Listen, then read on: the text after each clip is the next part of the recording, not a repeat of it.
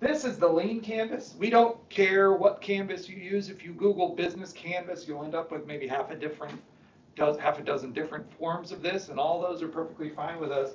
We just want you to use this as a way to organize your approach. Okay, so the words are not as important as the use of boxes throughout your business. If you go to business school, certainly if you do an MBA, most of what we teach is this sort of framework, sort of structuring problems approach. It's all about critical thinking and analysis, not so much the definitional stuff of how to, what the boxes mean or how you're supposed to fill them in, okay? So I'll walk through each of these just as a quick example so that if you were to sit down and try to approach it, you know a little bit about what we're talking about. The canvas is filled in a particular order. Each one's a little different, so if you decide to use the business model canvas as opposed to lean canvas, for example, watch a video about how to go about doing it. But for the lean canvas, first and foremost, state the problem. So what is it the customers are having an issue with that you are going to solve for them? Once you've decided on the problem, so the problem for Curtsy is women need to find a source of more dresses and they don't want to have to spend several $100s each time. Who are these people? So what customer segments are we actually addressing? Ultimately, the customer segments they started with were Greek life women in Oxford. They expanded out to professional women. That segment didn't go so well because it required a slightly different business model. They stayed with sorority and Greek life people for most of their early launch. How we're going to do that? An app that facilitates the trading of dresses, similar to what we would see with Uber. All right, well, those are the kind of three big blocks. Our solution is an app. We're going to do it basically with payments that we handle on our own, and there's a bunch of problems associated with taking credit cards, for example. Through the app, our channel, where we're going to go is going to be the App Store and the Apple App Store. So we push these things out through the way that everybody's familiar with. Additionally, another channel for them was to go to trunk shows, so they would have people that have lots of dresses go to houses and try to organize lots of transactions at one time. We are interested in getting money. We take a portion of all of the revenue. So this is their primary revenue stream, was just a portion of the revenue. Companies like LinkedIn, for example, make revenue selling you advertisements, but also selling access to you through a premium subscription for people who are headhunters, and also selling recruitment services. So they have multiple revenue streams. All of which are relatively opaque to the end user, like me, who has just a professional profile. But for the back end, there's lots of ways that LinkedIn makes money. The cost of that is the development of all those different things. So I've got lots of web developers I've got to hire. Okay, so revenue, cost. The last one is what we want to measure. Lean is very emphasized. It emphasizes very heavily measuring things. So I want to make sure that I know what I'm trying to accomplish. So for each time through this, and you'll go through this process several times, maybe adding a revenue stream, maybe adding a customer segment, figuring out a different channel. If one channel proves too expensive, for example, I want to try a different approach. Each time I want to try to figure out what I'm trying to accomplish. Maybe that's get my number of sales to 50, okay? And if my metric is to get to 50 under the current model, if I don't hit 50, I've got a problem. And the lean approach is very handy to say, look, if I didn't get to this metric and I thought I understood all the rest of this stuff, chances are maybe I'm wrong, okay? All right, so walking through some definitions, and this is just so that you can decide how you want to approach it. The problem statement, when you're presenting to the judges, you clearly want to describe what's the problem I'm trying to solve. Okay, so do I understand my customer very well? What are they suffering with right now? Okay, professors, man, they suffer. Nobody reads emails they send to them.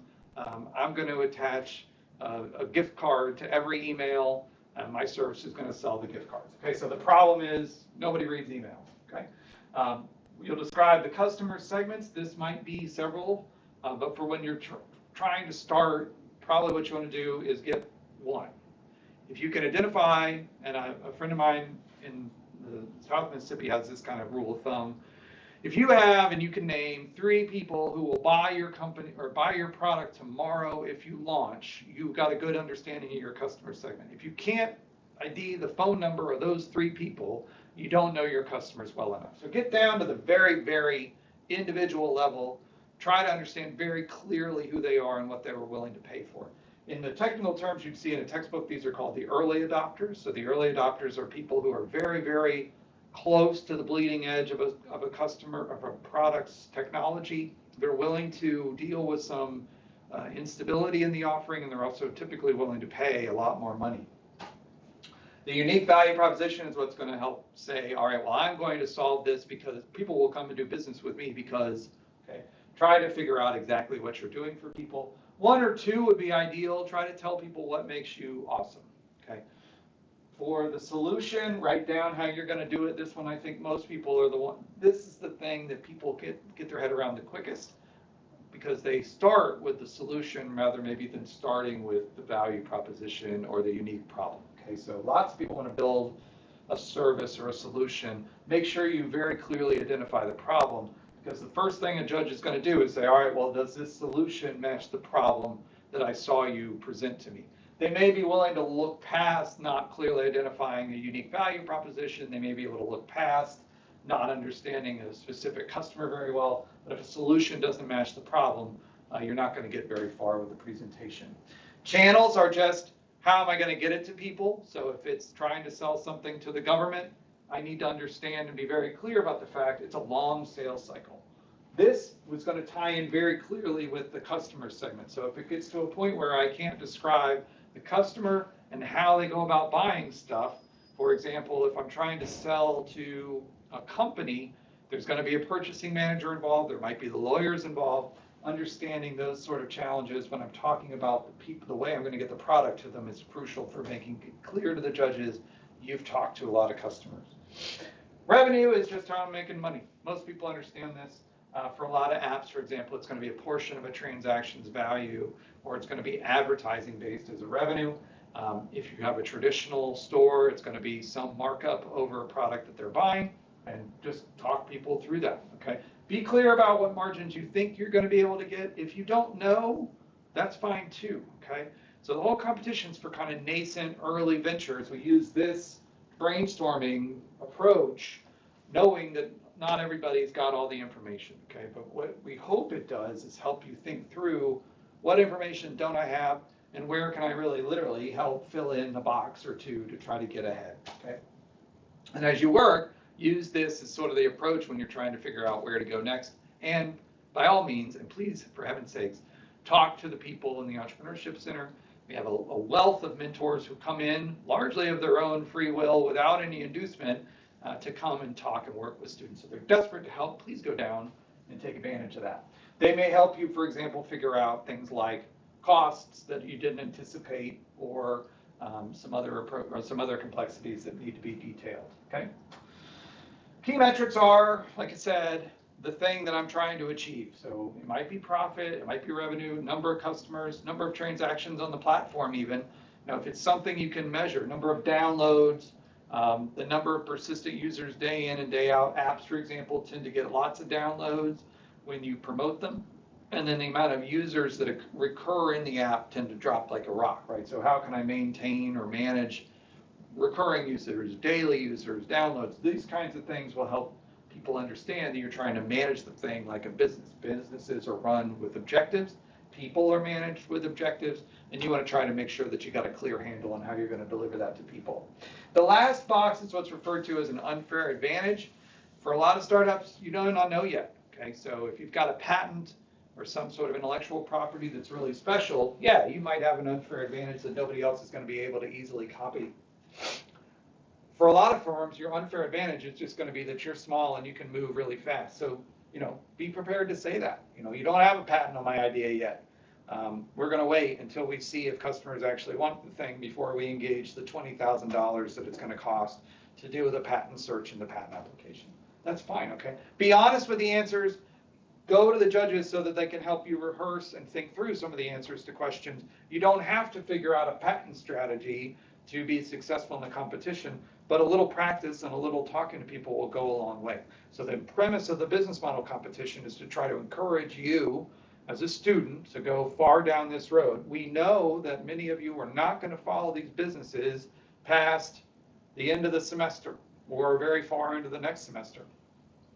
You may not win, You might get some money because we have some inducements for participation, but we want you to learn the process people go through when they start a business, so that when you get later in your career, when you get a few years out of college and you see something in the market which is going to be, you feel like, impactful or profitable or very meaningful, it doesn't have to be for profit, it can also be a not-for-profit business, you'll know at least a framework in your mind, if not necessarily the explicit process, to try to get going. Okay, we want you to be successful not only with this one, but also maybe the next one or the next 3 or the next 4. I've got people that hang around the Entrepreneurship Center. They've tried 3 and 4 and 5 different things just while they were in college. And guess what? They go out, they work for an employer, but the whole time they've got a side business going, or they're trying a couple different things. You know what? That's a real success, okay? So we want you to be familiar with the process so that when you graduate, you've seen this thing a few times, okay? Judges, and we've asked the judges, they don't always listen to me, we've asked the judges to focus heavily on your process rather maybe than the outcome so much. I want you to be able to tell the judges that I've talked to 40 consumers, they've told me A, B, and C. I've changed my revenue model slightly to a company and what they told me, okay? Be able to talk about the story of what you've done so far to validate the idea. If you're just cooking it up last week, well, you know, that's a start, but you'll be more successful if you go out and talk to some consumers. You know, we'll give you, in many instances, if we still have the money for the semester left, we'll give you a discovery grant to get some gift cards to hand out in front of the union to incentivize some people to talk to you. So if I hand you a $10 McAllister's gift card, and I need to ask you about 20 minutes of questions about a business idea that I have, would you be willing to sit down with me? We'll give you enough money to buy 20 of those gift cards so that you can get a significant exposure to consumers that you don't know already, that you're not trying to just to network into. Okay, well, you can pay them. I'll buy you lunch. Just talk to me. All right, that's very powerful. We're rewarding the process. We're rewarding you thinking about the assumptions you're making about the consumer and testing them, and we're rewarding you about making changes to that business after you've had some interactions with customers. Okay, so we're rewarding you and paying you for the process. Yeah, we want to see a big, cool business at the end of the thing, but we would, you know, for me personally, and why we hand out so many prizes just for participation and just for making it into the final round, I would really love everybody in the university to graduate with an Etsy page, much more than I would like one person in college to graduate and start the next Facebook. If I graduate 5,000 people a year that have good skills, starting their own business and pursuing opportunities, they're going to be fantastic entrepreneurs, both inside companies and outside companies, and they'll be very, very impactful, all right? So small businesses are fantastic, and please don't turn away just because you don't have a technology idea that might sell for $4 million. That's great. Maybe the next startup for you will. Learn how to do it now. All right. We have lots of different prizes. These are all detailed on the website, olemiss.edu/CIE. It's in the order of $40,000, thanks to a very generous donation. And so I would like and encourage you all to participate. I hope it's worthwhile. Please come down and see us in Connerton. We have multiple people who are full-time who sit there. We have mentors that come in 2 or 3 days a week for multiple hours at a time to sit and talk and work through things with you. We have something like 25 mentors who will meet with you virtually and talk through your idea if your idea is very specialized and needed some extra help. Lots of people in the state want to participate. Lots of people in the university want you to be successful. Please take advantage of it. Hope to see you there.